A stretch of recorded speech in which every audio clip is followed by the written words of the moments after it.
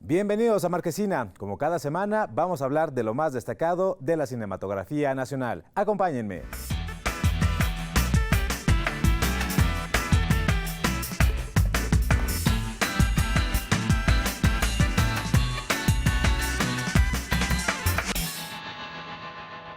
Gustavo Dudamel es director de la Orquesta Filarmónica de Los Ángeles. Constantemente está desafiando los límites de su música y su proceso creativo quedó plasmado en El canto de las manos. Su idea era montar una ópera de Beethoven con un grupo de músicos sordos y que todo se narrara con lenguaje de señas. 250 años del nacimiento de Beethoven. Y tuve la necesidad de explorar más allá de lo tradicional. Gustavo Dudamel se ha caracterizado por ser uno de los directores de música de cámara más arriesgados en la actualidad. En el pasado Festival de Coachella, dirigió la Orquesta Filarmónica de Los Ángeles para acompañar el show de Catriel y Paco Amoroso. El documental El canto de las manos nos muestra su intención de trabajar con un grupo de músicos sordos para montar una ópera. El Coro de Manos Blancas, que es un programa que tiene el Sistema de Orquesta y Coros Juveniles Infantiles de Venezuela, es un programa donde hay un coro de músicos sordos desde el mediado de los 90 en mi ciudad, y tuve la oportunidad yo de dirigir su primer concierto con una orquesta sinfónica. Ahora regresa a trabajar con ellos para montar Fidelio, una pieza escrita por Beethoven cuando ya había perdido la audición.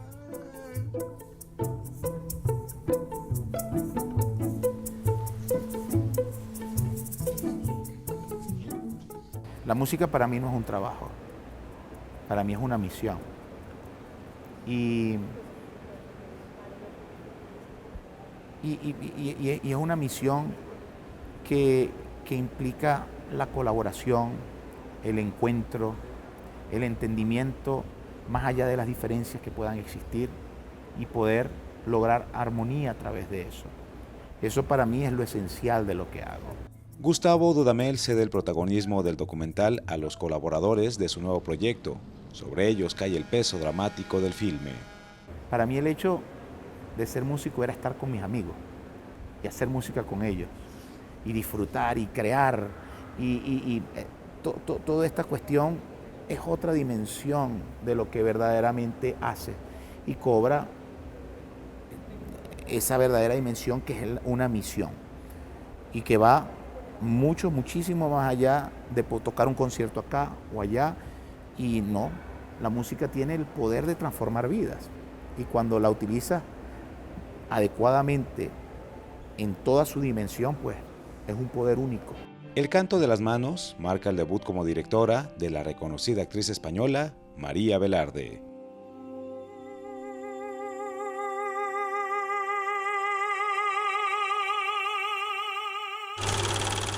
La industria del audiovisual ha cambiado radicalmente con la llegada de plataformas digitales y el uso de inteligencias artificiales. Hoy la defensa de los derechos de autor se ha vuelto complejísima y por eso vieron necesaria la creación de la Federación Mexicana de Productores de Cine. Más de 50 casas productoras nacionales se unieron para crear la Federación Mexicana de Productores de Cine. Entre ellos destaca Alebrije con Mónica Lozano, Pimienta Films dirigida por Nicolás Ellis, Mandarina encabezada por Carlos Hernández y también resaltan nombres como el de Berta Navarro. Por algo son asociaciones diferentes y tienen sus distintas visiones de la industria, pero contar con una federación que los agrupa a todos le da mucha fuerza al punto de vista del productor ante la sociedad, ante las autoridades, como un ente que proponga soluciones a la problemática audiovisual de México. Entre los primeros temas de la agenda resalta el uso de inteligencia artificial propuesto por EGEDA, asociación que defiende los derechos de autor. Tiene que ver con la protección de los derechos del productor audiovisual de cara a las plataformas de inteligencia artificial, ¿no? Entendemos que el uso de las obras para entrenamiento de la inteligencia, de las plataformas de inteligencia artificial implica un uso no autorizado. El mundo de la exhibición ha cambiado radicalmente. Ahora hay múltiples formas de ver una película, pero sin lugar a dudas el cine se ve mejor en el cine. La paradoja es que cada día hay menos espacios para las películas mexicanas en salas comerciales. No podemos meter a la gente al cine por decreto, porque muchos dicen, la cuota de pantalla. No, sentémonos con los exhibidores y veamos la fórmula. Nosotros queremos ganar más, el exhibidor también. Veamos una fórmula que seguro la vamos a encontrar. Son gente que está abierta a escucharnos. También tomaron posición frente a la exhibición de películas en plataformas. Netflix, por ejemplo, no revela cifras de reproducción de sus contenidos. A lo mejor sí tener más acercamiento, ver cómo podemos hacer y aprovechar esa ventana. Y ahora tantos canales, aparte de los que existen de televisión abierta, televisión restringida, pues ahora los canales FAST y todo esto que es una gran ventaja, por lo menos de salida de todo el material, ¿no? ¿Qué implica tener un matrimonio perfecto que cumpla con los estándares de una sociedad patriarcal? Esta es la pregunta que busca responder a través del género de horror el cortometraje Año de Casados. No te espantes. En el cortometraje Año de Casados, una pareja recibe a una criatura terrorífica como regalo de bodas, que por instrucciones de la familia deberán cuidar durante un año. Si logran cumplir esta tarea, su matrimonio durará para siempre. Sin embargo, este ser los atormenta. Este ser es tal vez algo que todos conocemos y de lo que nadie quiere hablar. Tiene tantas formas que para cada uno tiene una forma distinta. Y se refiere un poco al patriarcado, ¿no? Como la manera que nos hemos vinculado con las formas, ¿no? y el arquetipo de cómo debemos de cumplir como mujer y como hombres, ¿no? Entonces, es un poco ese el monstruo de la película. Año de Casados utiliza de forma inteligente el terror para abordar una problemática social, pero además viene de un lugar muy personal para su escritor y guionista, Pablo Camargo. El proyecto surge porque yo leo una antología de cuentos de Amparo Dávila al mismo tiempo que estábamos en pandemia y mi mamá me confesó algo que yo no sabía y es que en su primer año de casada estuvo a punto de dejar a mi papá. Ella se sentía abrumada, la relación con su familia era muy cercana, entonces llegaba un momento en el que como que sentía que se había casado ya con mucha gente. Y hizo sus maletas, mi papá la llevó a casa de mis abuelos y por alguna coincidencia no estaban y la convenció de que siguieron. Pero 27 años después se separan y un poco las bases de lo que separó ese matrimonio ya existía desde el 91, cuando pudieron haberlo terminado. El cortometraje se estrenó en la reciente edición del Festival Internacional de Cine de Guadalajara, en la sección de cortometrajes iberoamericanos de ficción. Mucha gente vincula sus propias historias familiares con las de mis papás y para mí ha sido un ejercicio muy lindo de poder presentarlo en una ciudad que quiero tanto y en un festival tan importante, porque de alguna manera como que yo he podido subsanar esa herida, ¿no? que tenía pendiente. El cortometraje es una producción del Centro de Capacitación Cinematográfica. Como su papá y como su abuelo. Año de Casados continúa con su ruta de festivales, así que hay que estar muy pendientes de dónde será su siguiente participación. Regresamos en un instante. Eva Libertad se llevó el premio a la mejor dirección en la sección iberoamericana en la pasada edición del Festival Internacional de Cine en Guadalajara. La historia está inspirada en hechos reales y recupera algunas experiencias que vivió su hermana cuando decidió convertirse en madre. Lía. Bonito. Un poco modernillo, ¿no? Sorda es una película que descubre las complejidades que enfrenta una mujer y su pareja cuando deciden tener un hijo. Su principal preocupación es que el bebé herede la condición que padece su madre. Surge del vínculo que tengo con Miriam Garlo, que es la actriz protagonista y es mi hermana en la vida real. Entonces llevamos toda la vida acompañándonos, ella desde su identidad sorda y yo desde mi identidad oyente. Y hace unos años Miriam empezó a plantearse ser madre y ella me compartió los miedos, las inseguridades que sentía cuando se pensaba como una madre sorda en un mundo oyente. De esa inquietud nació el cortometraje Sorda. Luego la historia se amplió y se profundizó más en algunos temas con el largometraje. Inicié una fase de documentación haciendo entrevistas a madres sordas que me fueron compartiendo sus vivencias durante el embarazo, el parto y la crianza y eso me suministró un sustrato real donde apoyar la historia y el resto ya pues fue imaginación y fue también encontrar el lugar desde el que yo me sentía cómoda a la hora de abordar esta historia, que era ese lugar en el que podía hablar del vínculo entre el mundo oyente, que está Héctor, o sea, Héctor es en el que descansa el mundo oyente y Ángela el mundo sordo. El filme tiene un lazo con México. La historia se terminó de construir en el programa de residencias de Cinema Quanon Lab. Ahora se estrena en nuestro país en el marco del Festival Internacional de Cine en Guadalajara. Estoy súper feliz de estar aquí. Sí que había estado en México, pero nunca he estado en el Festival de Guadalajara.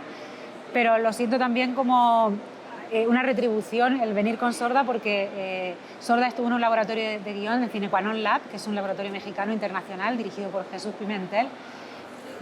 Yo en ese laboratorio Sorda creció muchísimo, tuve una mentoría, estudias en El Paz, que es un guionista mexicano como mentor, y siento que Sorda creció mucho y se llevó mucho de México, y ahora volver con ella es también como devolverle a este lugar lo que puso en Sorda, así que muy feliz. Tulip se encargará de distribuir la película en México. Muy pronto llegará a la cartelera.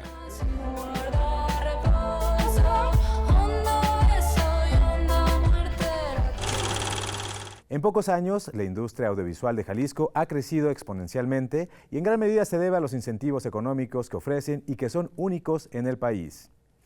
Filma Jalisco se ha convertido en una atractiva opción para productores de México y el extranjero. Filma Jalisco se ha convertido en un éxito. Es un proyecto que busca incentivar la industria audiovisual en el estado. En sus 2 primeros años, apoyaron 100 proyectos. Hace una semana cerraron su convocatoria 2025 y los resultados sorprenden. Tenemos más de 200 postulaciones para Capital Semilla, Pequeña y Mediana Industria, y para el Cash Rebate. Entre series, películas, documentales, óperas primas, cortos. La verdad es que ha sido una convocatoria, creo, muy exitosa. Tenemos un reporte de engagement también en redes sociales más grande, o sea, no solamente impactamos el estado de Jalisco, sino impactamos todo el país, y esa parte era uno de los objetivos que nosotros queríamos tener. O sea, no solamente atraer a los cineastas de Jalisco, sino atraer a todos los cineastas del país. Sobre las olas, dirigida por Horacio Alcalá, fue uno de los primeros largometrajes beneficiados con su programa de Cash Rebate. El filme se estrenó en la pasada edición del Festival Internacional de Cine en Guadalajara. En años anteriores, surgieron títulos como Los Lobos, de Samuel Kishi, y Corina, de Úrsula Bárbara Hoffner. Nosotros estamos brindando el 40%, materialmente es de cada 10 pesos que invierten las producciones en Jalisco, les regresamos 4 con su comprobación fiscal. O sea, ellos nos dicen, me gasté tanto en hoteles, me gasté tanto en transportes, me gasté tanto en esto, y nosotros les regresamos el 40% de lo que hayan invertido. El programa suena muy bien en el papel, pero llevarlo a la práctica tiene sus complejidades, principalmente burocráticas. Nosotros el problema quizás que hemos tenido tiene que ver más con una ventanilla única de servicios como lo tiene la Ciudad de México. En esa parte estamos trabajando todavía, que son los permisos para las locaciones, para cerrar una calle. En eso estamos trabajando porque Jalisco tiene 125 municipios y hay que trabajar con todos, ¿no? Este año, 5 de 7 películas que se presentaron en la sección Hecho en Jalisco del Festival Internacional de Cine en Guadalajara fueron apoyados por Filma Jalisco.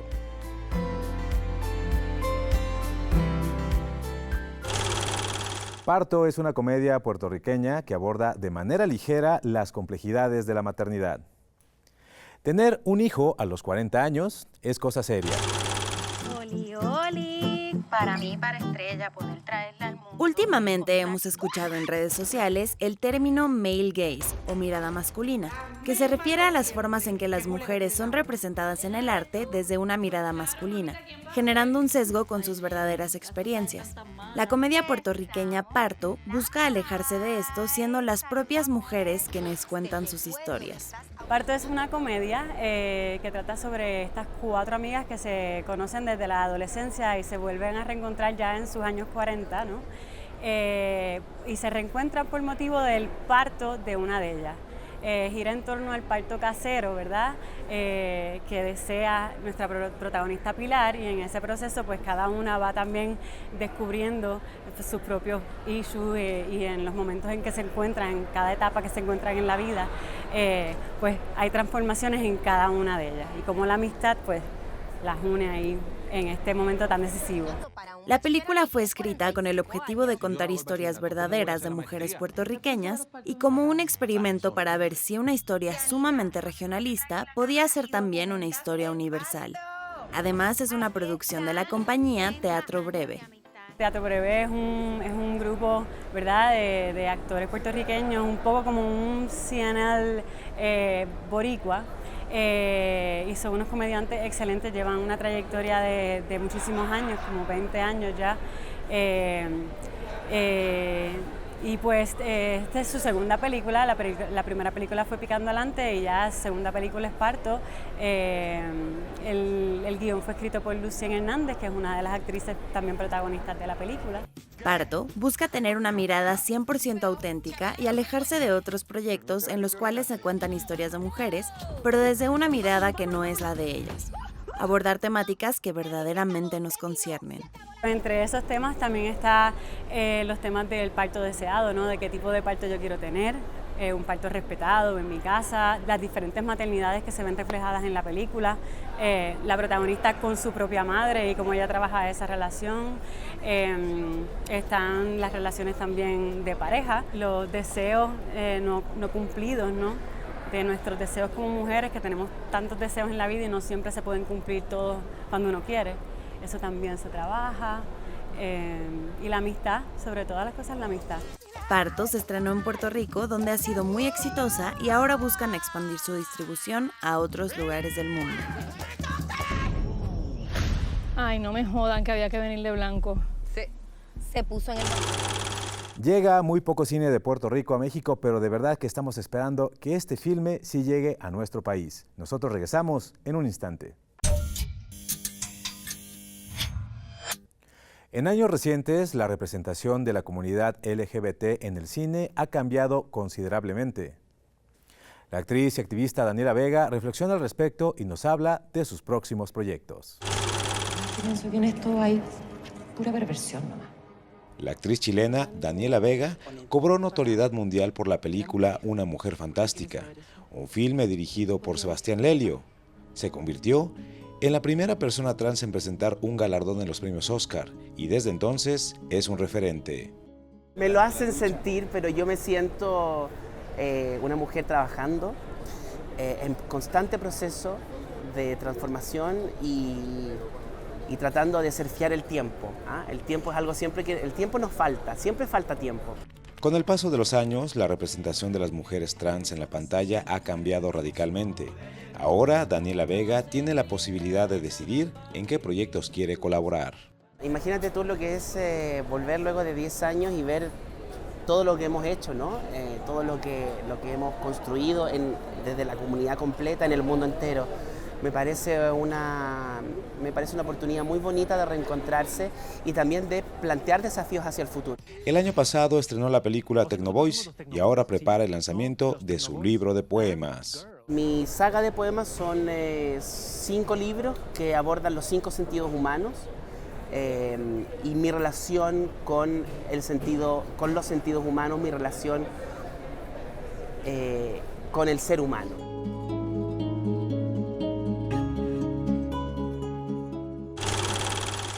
Los Inocentes, dirigida por Germán Tejada, ganó el premio a la mejor película en la sección de cine de género del Festival Internacional de Cine en Guadalajara. Este es un retrato que cuestiona la masculinidad.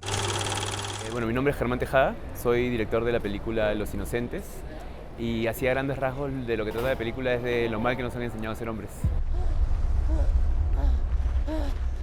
Y todo esto metido en un universo punky a través de este personaje que está en su exploración, que quiere pertenecer a esta como jauría de punqueros, de hombres, ¿no? muy masculinos, muy machos, ¿no? Y también en su despertar sexual descubrirse, ¿no? Y está como en esta ambivalencia de como despertar sexual que yo creo que para todos es como muy bisexual, solo que algunos no lo permitimos, otros no, otros lo reprimimos, pero siento que es muy natural y él se lo está permitiendo.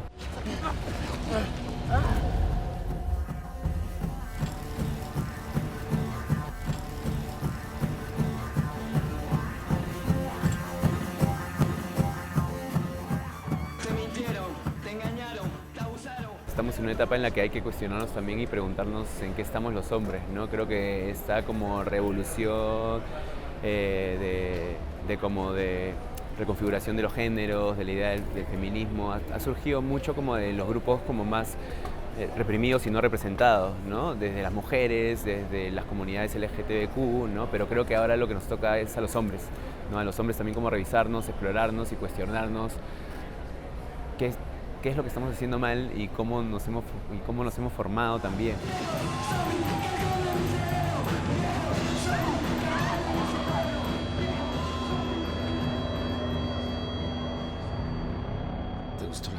Cuando yo tenía como 13, 14 años llega a mí este libro de Osvaldo Reynoso, el libro del que es inspirado esta película, y un libro como muy transgresor para su época, un libro que se escribió en los 60, que de hecho fue censurado en ese momento, ¿no? Pero que creo que como es muy actual. Te la regalo.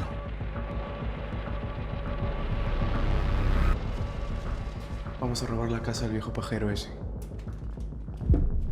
Y haré de campana. ¿Y tu Carita?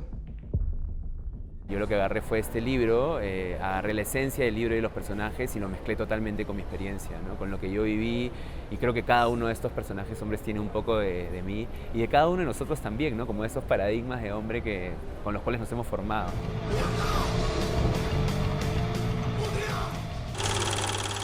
Los arrieros eran personas dedicadas a mover mercancías y a las bestias de un poblado a otro, y regularmente esta actividad era asignada a los hombres. La Arriera es una película de época que a su vez retrata temáticas sumamente actuales como la identidad de género y la diversidad sexual. Soñé con el mar. Si tu mamá era de... La Arriera, de la directora Isabel Cristina Fregoso, cuenta una historia situada en los años 30 del siglo pasado, poco después de la Revolución, en un pueblo en el sur de Jalisco llamado Mascota. La protagonista es Emilia, una chica que emprende un viaje para encontrar a su padre biológico. Para esto se viste como hombre y se convierte en un arriero. Es verdad que ha cambiado poco la vida en el campo, ¿no? En algunos lugares más que en otros, pero ahí se puede todavía en Mascota, Jalisco, que es de donde es mi familia y donde filmamos la mayor parte de la película, en el rancho que ha estado por ahí desde finales del siglo XIX. Entonces ahí pudimos como escuchar cómo hablan las personas, cómo se refieren, cómo son sus ideas, ¿no? El tipo de conservadurismo, por qué. Y entonces todo eso fue, digamos, enriqueciendo el trabajo de la película, ¿no? La vida de los arrieros, por ejemplo, que tienen un montón de anécdotas. La película plantea temáticas relevantes como el papel de las mujeres y los roles de género en la época que se aborda, así como la sexualidad y los tabús en torno a ella. La Arriera es una película queer situada en un contexto histórico muy complicado, cuyos estigmas no están completamente superados. La única protección es la compañía. Y es cierto que había mujeres en la revolución. Hasta coronelas. Verás que volaban puentes. Tú no eres arriero. Aún hay cosas en las que hay que cuestionarse, ¿no? Y preguntarse si deberían mejorar o cambiar, ¿no? Formas de pensar y demás. Yo también desde mi privilegio pues sí me dedico a lo que me gusta y puedo elegir ser lo que yo quiero, pero justo como tú dices, en otra época o tal vez todavía en la actualidad en algunos otros lugares o algún pueblo más recóndito, no como en las ciudades, todavía pasa que esto que dices, ¿no? No se puede, todavía se tacha o se cuestiona a la mujer sobre qué quiere ser, sobre sus pensamientos, y pues es un honor darle voz a Emilia y contar su historia desde esta rebeldía de decir, yo decido ser quien quiero ser, ¿no? La Arriera se estrenó el 19 de junio en la inauguración del 29 Festival Mix de Cine de Diversidad Sexual y de Género. El domingo 29 de junio a las 16 horas habrá una función en el Barco Utopía en conmemoración del Día del Orgullo LGBT+, que contará con la presencia de la directora y el talento.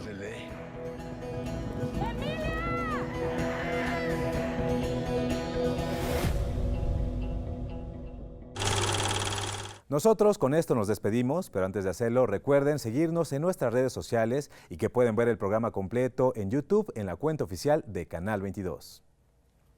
Yo soy Julio López y esto fue Marquesina.